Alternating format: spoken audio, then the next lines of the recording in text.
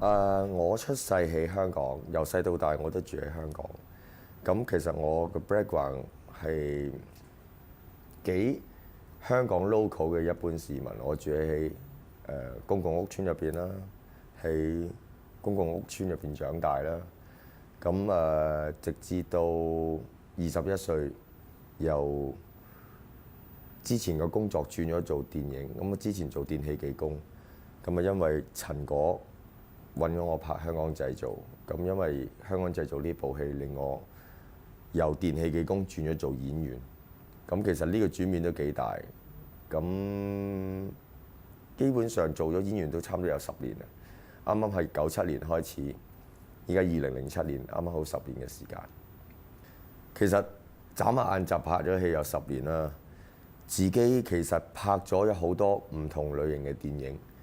咁大部分電影都係比較屬於搞笑，比較無厘頭，同埋比較一啲街童嘅感覺。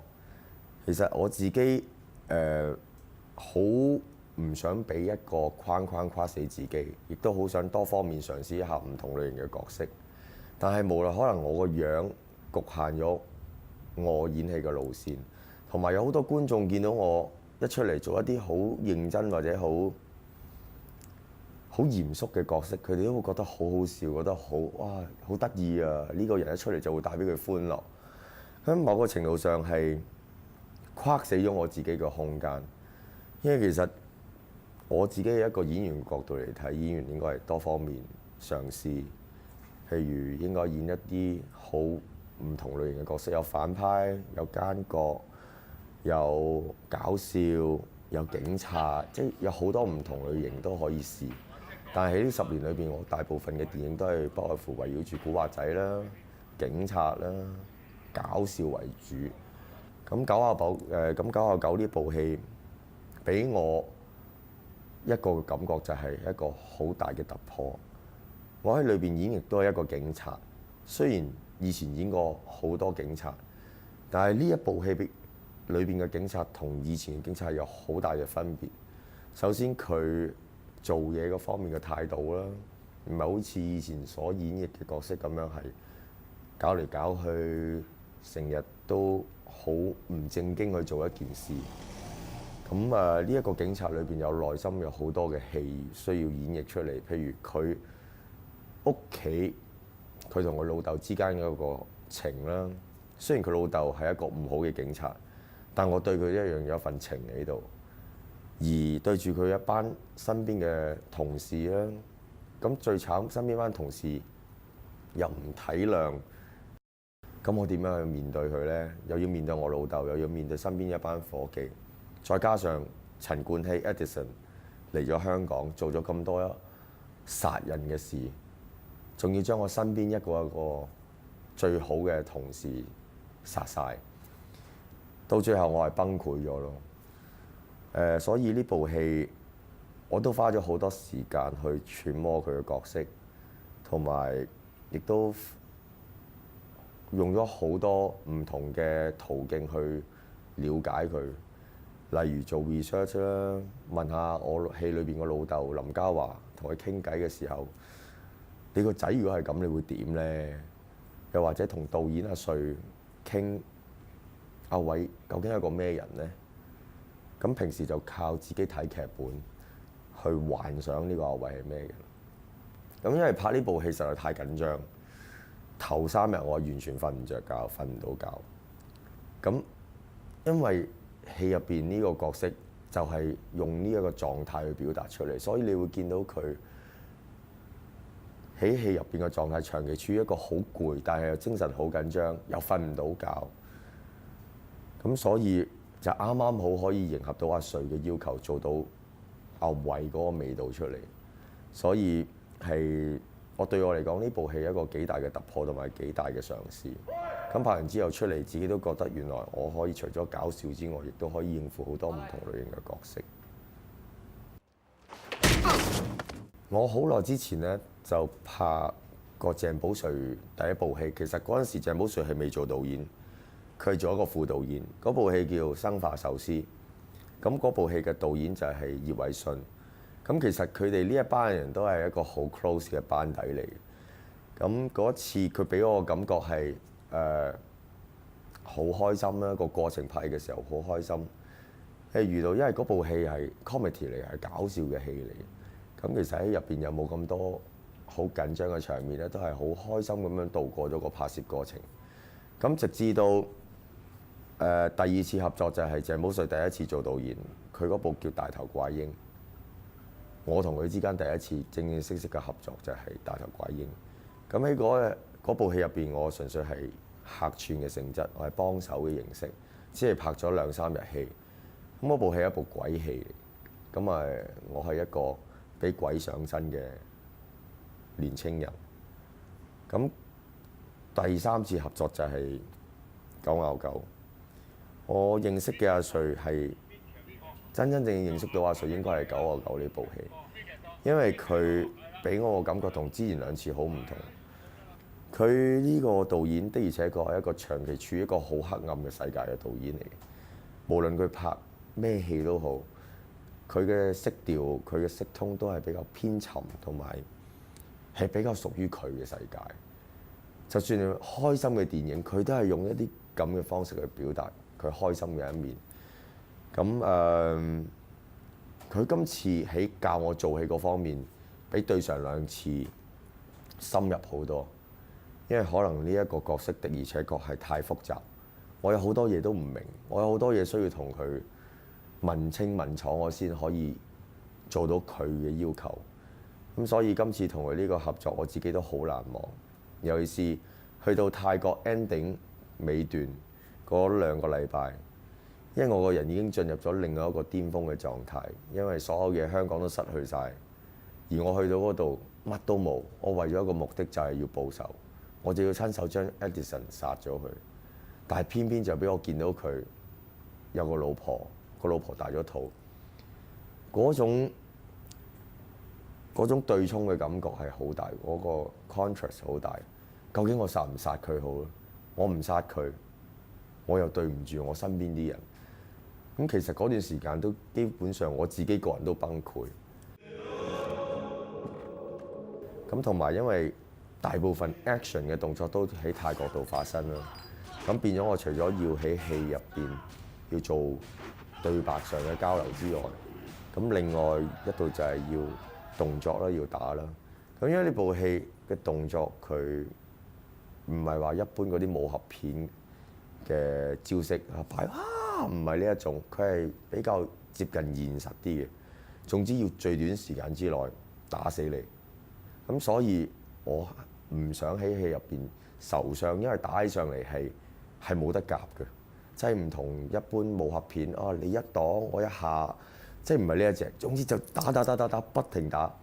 咁再加上我喺戲入邊係冇衫着，到最後我淨係得條短褲，我係冇衫，得對鞋，可以話俾你聽係冇得攝一啲保護嘅 pad 喺度保護我自己。我只有唯有每日去做 gym， 每日去谷大隻自己，令到自己強壯啲。我唔想喺尾段受傷，拖累成箍人拍唔到。咁所以尾段嗰個時間係都幾辛苦下。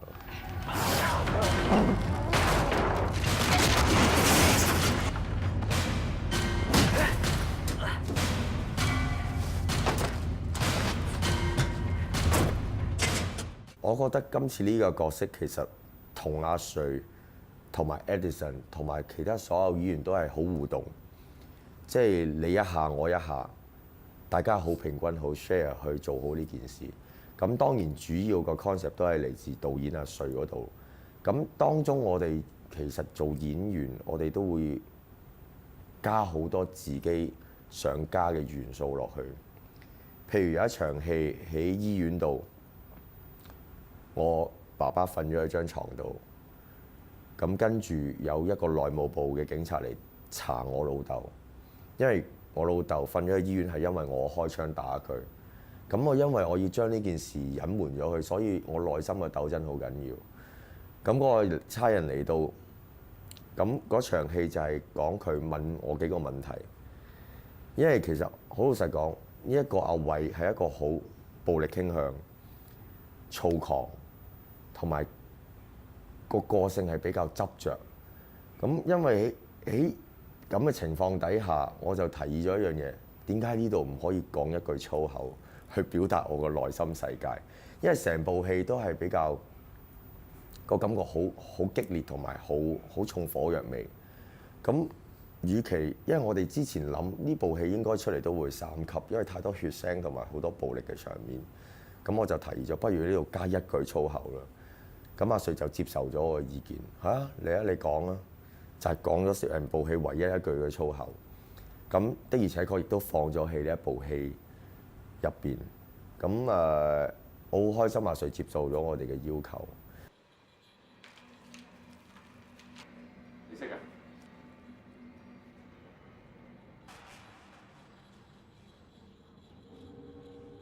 啊？我同導演拍戲個感覺，可能我識得佢太耐啦，都有8、9年時間。因為第一部戲佢做副導演《生化壽司》嘅時候係98年，咁我嗰時啱啱入行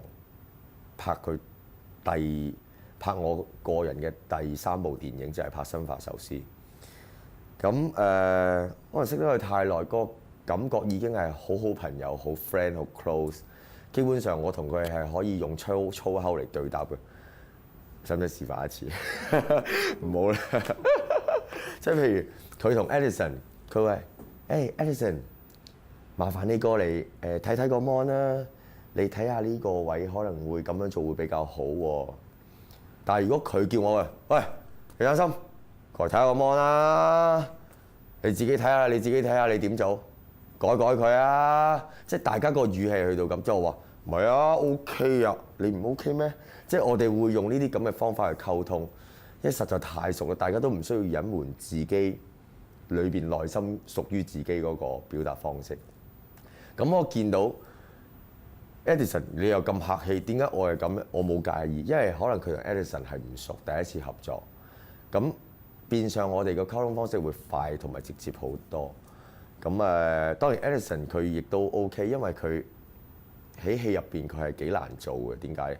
佢飾演一個嚟自柬埔寨嘅殺手嚟到香港，佢唔識得講我哋嘅語言，佢只係用一啲簡單嘅單字嘅柬埔寨話去表達佢自己想講嘅嘢。其次就要靠佢身體語言同埋靠佢面部嘅表情去表達佢嘅內心世界。咁所以佢喺香港會比較舒服，因為冇乜對白。咁變咗大部分對白都擺咗喺我哋身上，即係由我哋去帶出成個故仔。咁 so far Edison 只有係動作為主啦，喺香港，因為不停殺人，不停去打人。咁最辛苦嘅反而係可能係去到泰國，佢要背好多大量嘅粵嗰個叫柬埔寨嘅對白。所以我都好佩服 Edison， 因為佢係一個語言天才。如果俾我就已經死啦，講唔到，完全講唔到。咁大家都好開心。係啊，首先我講講同阿林雪啦。林雪，其實我同佢合作咗好多次。咁之前合作嘅有好多都係屬於 comedy 搞笑嘅。咁喺戲入邊，大家都冇乜壓力，冇壓力去演繹嗰個角色，大家好開心。你講啊，哈哈，我笑下，我又笑翻你，哈哈哈。咁基本上係一個好輕鬆嘅合作。咁而今次就好唔同。今次同林雪喺戲裏邊係佢係基本上做 uncle， 而大家又係同一 team 人去對付 Edison。咁而係佢係第一個死，而佢死嗰個 moment 係我親眼睇住 Edison 攞把刀吉死佢。我基本上係部戲嘅轉捩點就係呢一度。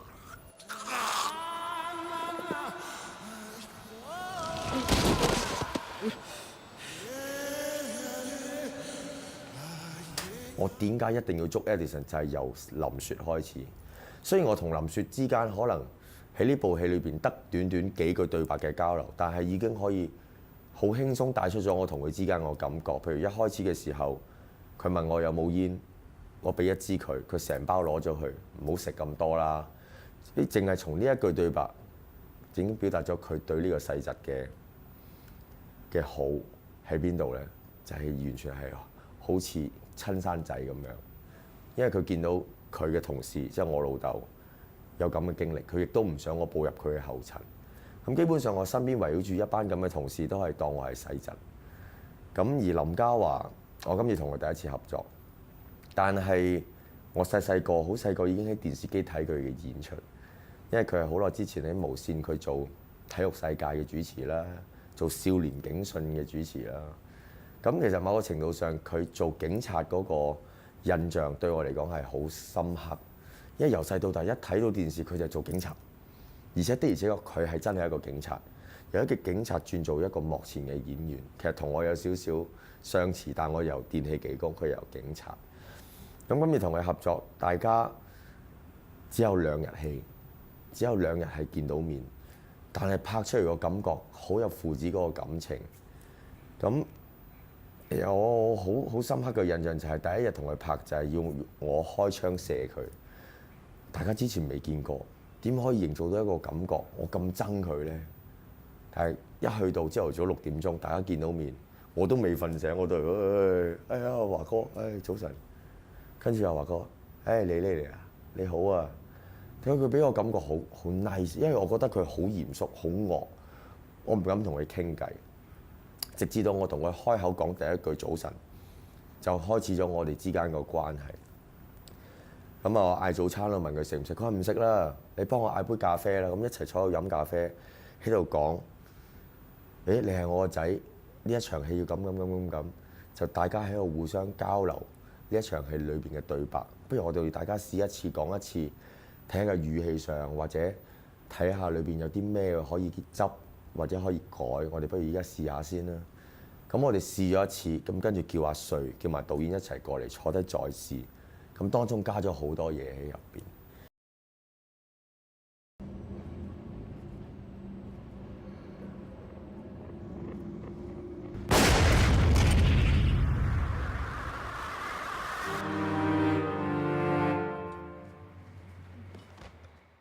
我覺得個感覺係好 professional， 的而且確係一個前輩。咁嗰日拍攝嘅進度好順利，因為我好擔心呢一場戲。點解？我驚我演繹唔到我內心嗰種憤怒，我內心嗰種好唔知點樣表達個情緒出嚟。因為阿瑞要求佢要我好崩潰，又要好錫個老豆，錫完我仲要攬住佢喺度喊，嗰個感覺係的而且確係好難形容。好彩，因為阿華哥喺度，佢講咗好多關於佢嘅感受俾我聽，所以令到我好直接、好快就 get 到導演嘅要求，我哋之間嘅感覺，同埋我喊亦都喊得好配合戲裏邊嗰個情節。咁拍完嗰日之後，我就鬆晒，我就可以瞓覺，因為嗰日係第3日嚟嘅，我記得頭1、2、3日我都瞓唔到覺，直至到我拍完呢一場戲之後，我日日都瞓得好好。而且我每日一起身我就係阿偉，唔需要再幻想太多，已經完全投入咗去呢個角色裏邊。今次我覺得 Edison 喺幕前幕後嘅感覺都係好 cool 咯，冇乜對白啦，因為佢的而且確要應付好多嘅動作，所以我見到佢每拍完之後佢都。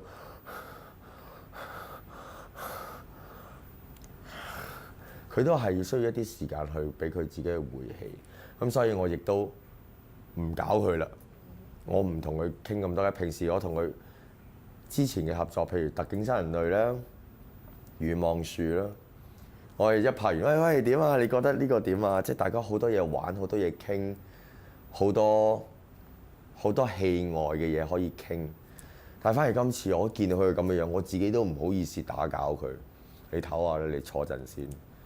咁反而佢亦都要培養情緒，我亦都俾翻一個私人嘅空間去培養情緒，因為佢要做一個好兇狠嘅殺手，佢唔出嚟唔同以前，可能係一唔使拍嘅時候，佢會好開心，四圍同人傾偈，四圍同人即係講一啲佢屬於佢自己嘅嘢，佢好開心嘅嘢。但係今次佢好少，佢一拍完。冇佢就即刻翻返去車度，佢 creative 佢自己個角色。佢幻想佢自己嘅角色，同埋佢花咗好多時間去做呢部戲。譬如佢嘅 character，佢要做好多加黑個膚色嗰個 program，譬如去曬燈啦，去噴一層油去整到自己好黑啦。因為大家都知道 Edison 係一個好青靚白淨嘅好靚仔嘅白馬王子，你要佢做一個咁糜爛嘅感覺，係的而且確係對佢嚟講係一個付出好大嘅嘢，時間啦。每次喺現場佢亦都化妝黐啲膠水黐到自己好糜爛嘅感覺。咁我見到佢有咁多嘢做，我都唔好意思同佢 hang out 咁多，由得佢自己去幻想佢自己個角色。咁今次佢俾我感覺佢成熟咗好多，大個咗好多，同以前嘅 Edison 已經係兩回事。我識佢嗰陣時好似18、19歲，佢依家都已經26、7歲。即係短短呢幾年裏邊，佢遇到好多嘢，大家都遇到好多嘢，大家都有成長。咁啊，藉住今次嘅合作，我更加了解到 Edison 佢係一個好有理想、好投入同埋一個好職業嘅演員。我喺度好 respect 佢。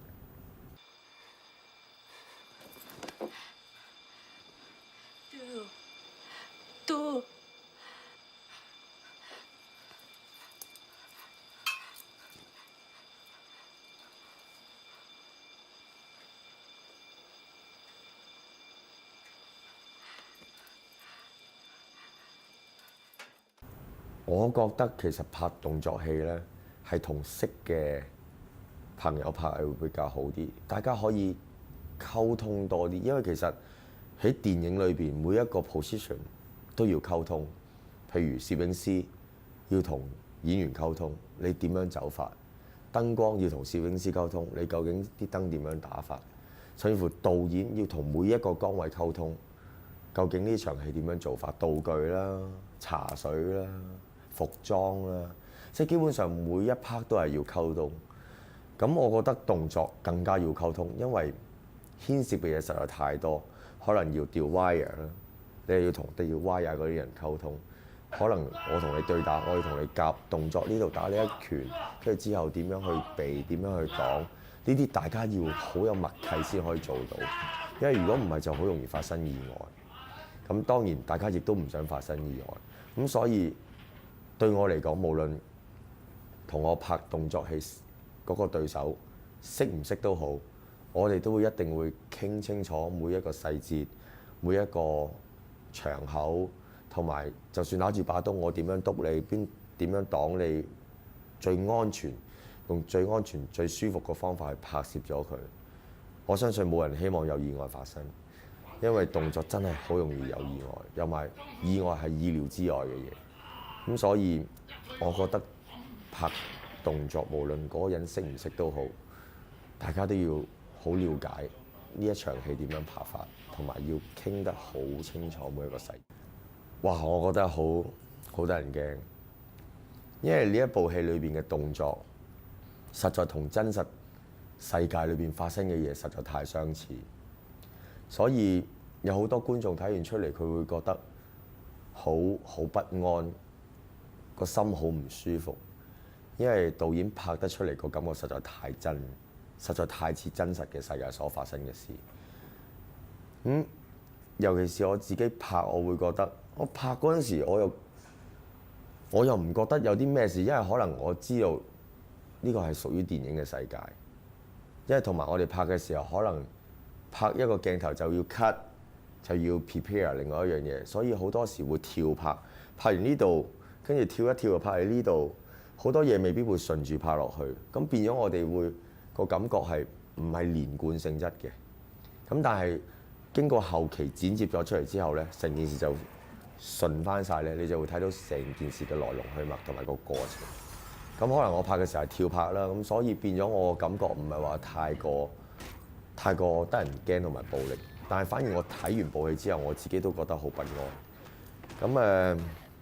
咁反而之前我拍特警殺人類嘅時候，嗰啲動作我又唔覺得好暴力嘅喎，可能嗰啲比較鏡頭上比較靚，踢腳其實唔係話要真係要靚個感覺。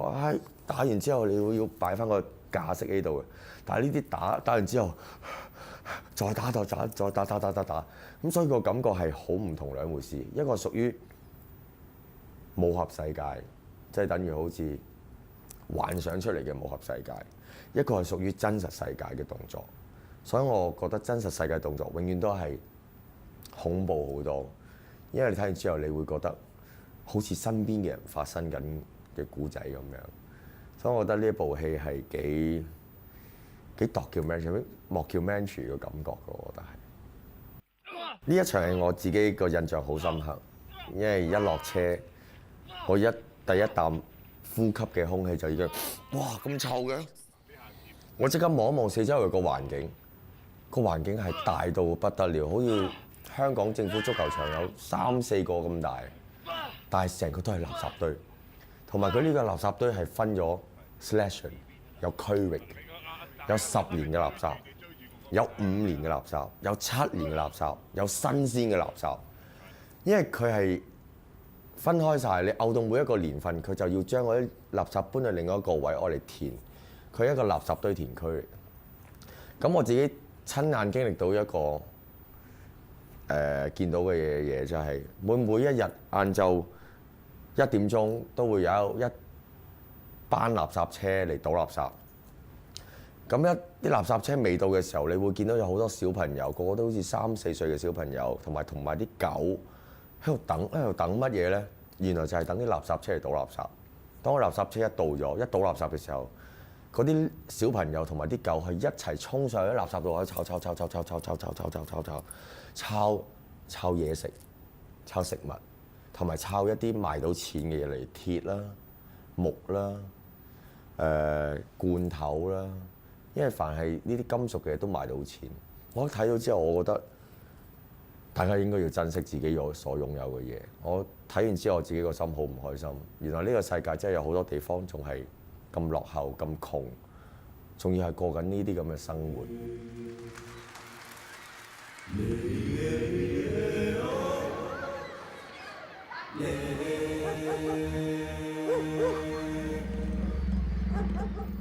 咁同埋，因為我拍垃圾堆係拍2日戲啦，有一日其實係冇我嘅，我只係補翻一個鏡頭。咁嗰日係日戲嚟嘅，日頭去到嘅時候係好熱，40幾度，同埋好多烏蠅。去到食飯嘅時候，譬如你一碟飯，咁你隻手你一定要不停咁樣喐，因為點解實在太多烏蠅，你喺度喐，一路喺度食飯。你一唔食，你隻手一唔喐咧，啲烏蠅就哇已經飛晒你成碟飯都係。我咁話哇唔好啦啩，咁但係都冇辦法，因為你成羣人喺度，你哋一定要喺度食飯，喺度做晒所有嘢。咁但係好快就習慣咗。咁日頭會比較辛苦咯，因為日頭佢太陽曬落嚟嘅時候會蒸發到好多水嗰啲臭味啦。因為夜晚會有一啲霧水黐喺垃圾度，日頭曬翻出嚟嗰陣沼氣咧係臭到你想暈嘅。咁夜晚就舒服啲，夜晚比較涼啲，同埋冇咁多烏蠅，但係好多曱甴。啲曱甴係飛，突然間飛你面前飛出嚟嗰啲嚟嘅。我好記得我拍嘅時候，因為我哋放宵夜啦，咁啊食嘢，咁大家喺度傾偈 relax 嗰陣時，突然間喺度笑，突然間有隻曱甴飛過嚟，一隻飛入個口，擸翻出嚟，原來係一隻曱甴嚟嘅。哇！跟住成班人喺度笑得好開心咯。咁但係我就覺得哇咩嚟㗎？但係好唔係好細隻，咁大隻飛四圍都係嘅。你個感覺會覺得哇！泰國除咗布吉，除咗 cos 妹，原來係有呢個垃圾堆。你拍笑片，基本上你抱住一個去玩嘅心情，你已經得㗎啦。你只要將啲對白講晒，同埋加一啲屬於你自己嘅嘢，咁就已經可以營造到好開心嘅氣氛。當然亦都要睇下你對手，大家點樣去互動，點樣去擦出一啲開心嘅火花出嚟。咁但係你拍一啲咁 serious 嘅戲，你喺現場你係個時間過得特別慢，因為個個人都好嚴肅，唔敢笑，同埋個氣氛你會覺得好緊張，你係唔敢講一啲笑話，或者你係平時係做開呢啲嘢嘅。譬如我拍搞笑嘅戲嗰陣時候，我就算唔使拍，我都會講下笑，同呢個玩下喎。但係你拍一啲咁嚴肅嘅戲，你係唔會。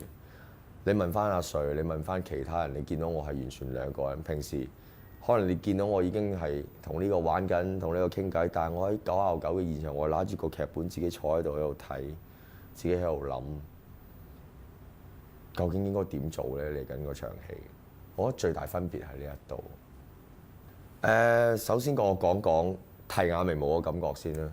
其實因為美子阿 Silva 佢好想營造一個熒幕上嘅感覺，就係話俾觀眾聽，呢一個阿偉已經係完全進入咗另外一個境界，已經唔係以前嗰個阿偉。咁所以喺外形上可以作出一個好大嘅轉變。首先剪短晒個頭髮，同埋有笪啦，個頭有笪啦，就係因為中咗槍嗰笪啦。再加上因為佢日日打 underground 嗰啲 Thai boxing，所以已經打到呢啲位係冇晒眼眉毛，已經另外一個人。同埋再加上佢滿身都係紋身，已經話俾你聽，佢已經係野獸 animal。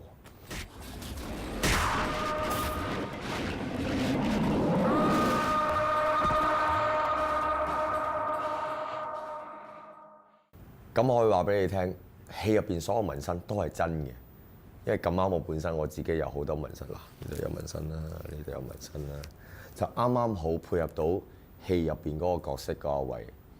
咁我問個 Silva O 唔 OK 㗎？會唔會 contrast 太大啊？由一個警察突然間變到咁樣。Silva 同埋導演都話 OK 嘅，冇問題。出嚟係另外一個感覺。所以我自己睇完之後，哦，的而且確係 OK 嘅。咁但係我都有受傷，但係我就係皮外傷。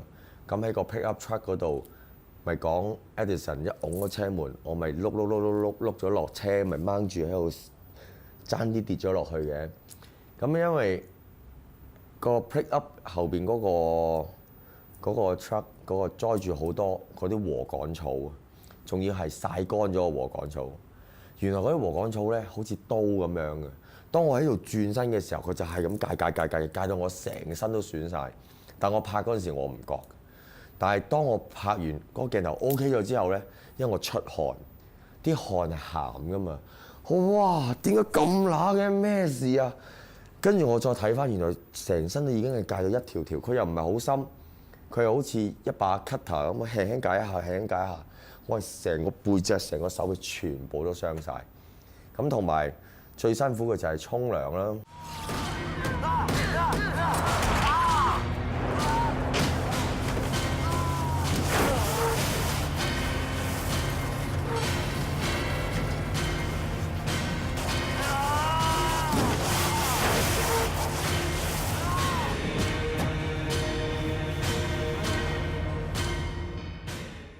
因為我喺戲入邊係個膚色 ending 嗰度係好黑，咁但係其實我唔係曬黑嘅，因為我係打 underground 嗰陣時咪有好多泥嘅喺地下，我就喺嗰啲泥度碌嚟碌去，咁碌到成身都係嗰啲泥，咁但係因為連戲啊嘛，而我就算出到去，我周身都係泥噶嘛，所以 keep 住不停嗰啲化妝就會攞啲泥係咁搽咯。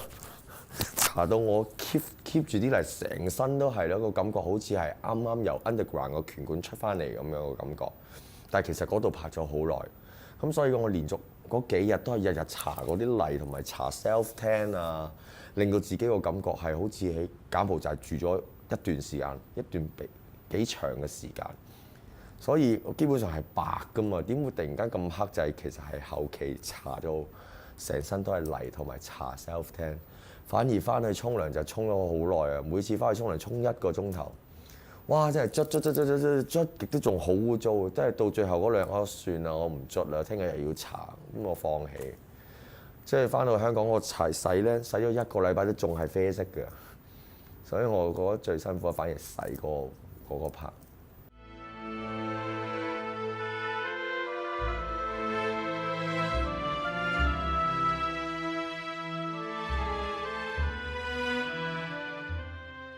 最後個揮先，我記得係喺泰國拍咗8日，咁但係當中有3日係我同其他嗰啲泰國嘅演員拍嘅，因為個 underground 拳館嗰度係同其他當地嘅臨時演員。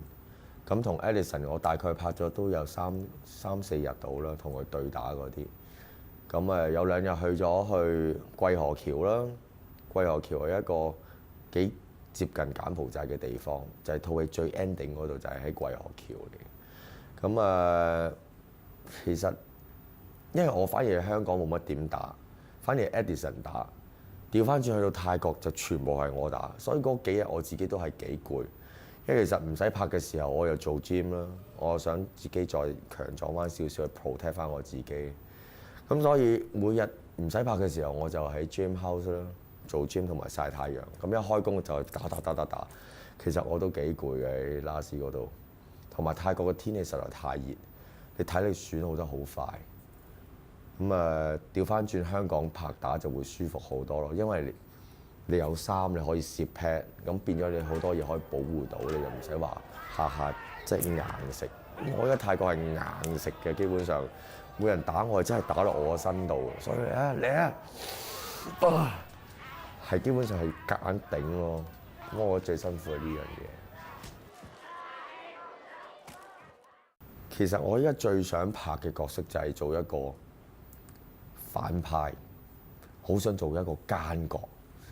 奸到係點樣咧？殺人唔眨眼啊，話知你死啊！總之係一個對自己好有要求嘅奸人咧，即係可以為咗達求目的，達到佢自己想做嘅嘢，係不擇手段、不惜一切，連屋企人都可以做殺嘅人咧。即係我反而係好想做呢啲咁嘅角色，因為自己未試過。